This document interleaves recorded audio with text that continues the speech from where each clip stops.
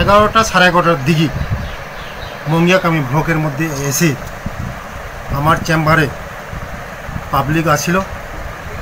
পাবলিকে প্রথমে তারা কিছু ত্রিপুরার মথার নাম নিয়ে 15-20 জন অফিসের মধ্যে ঢুকেছে। প্রথম ঢুকার পরে প্রথম পাবলিকরে বের করে দিয়েছে।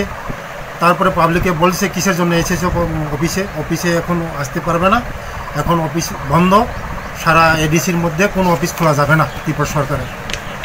আর পাবলিক যখন বের হওয়ার পরে আমাকে বলছে অফিস থেকে বের হোক, এই ফার্স্ট ওয়ার্নিং দিচ্ছি, কোনো অফিস চলবে না এখন, ত্রিপুরার এই রাজ্য সরকারের অফিস এডিসি এর মধ্যে কোনো অফিসে খোলা যাবে না।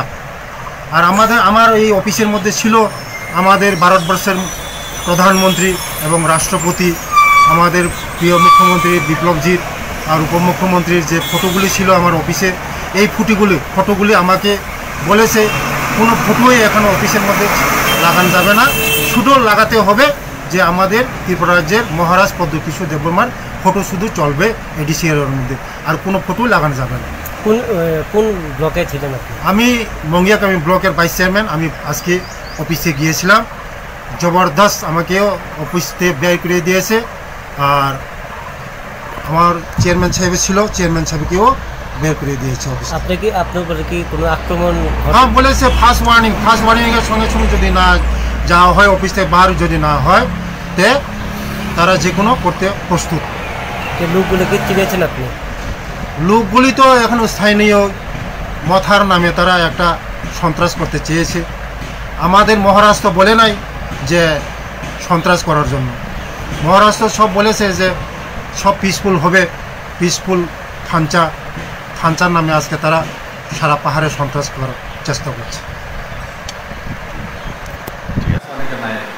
মানে আজকে সবাই আসছিল তো ফাঁকা কেউ নাই, ভিডিও স্যার বা ভাইস চেয়ারম্যানের ভাইস চেয়ারম্যানের রুম তালা বা চেয়ারম্যান আসলো সকালে, কোনো কিছু হয়েছে না?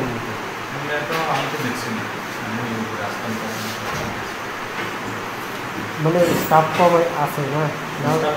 আসতে না আসছে মোটামুটি সবাই? তো কোন সময় গেছেন তারা? আমি তো উপরে আসলাম।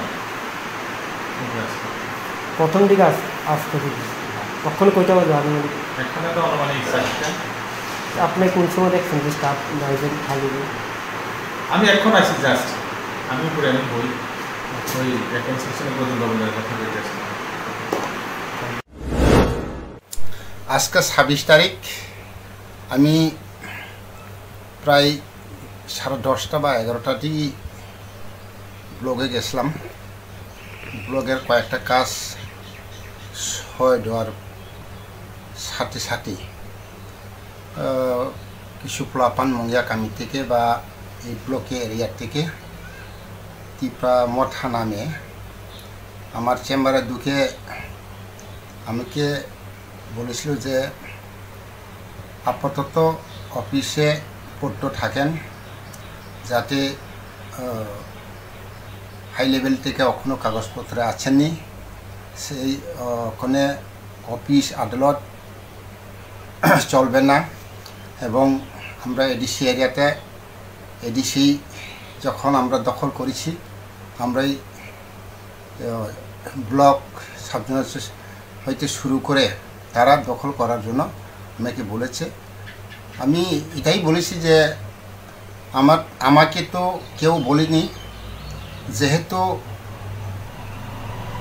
আমি আপনারা যখন বলেছেন আমি চলে যাব, কোনো ব্যাপার না, এটা তো সরকারি ব্যাপার। রাজ্য সরকার যেহেতু আমাদের কাছে আসে, আমরা ব্লকে আসার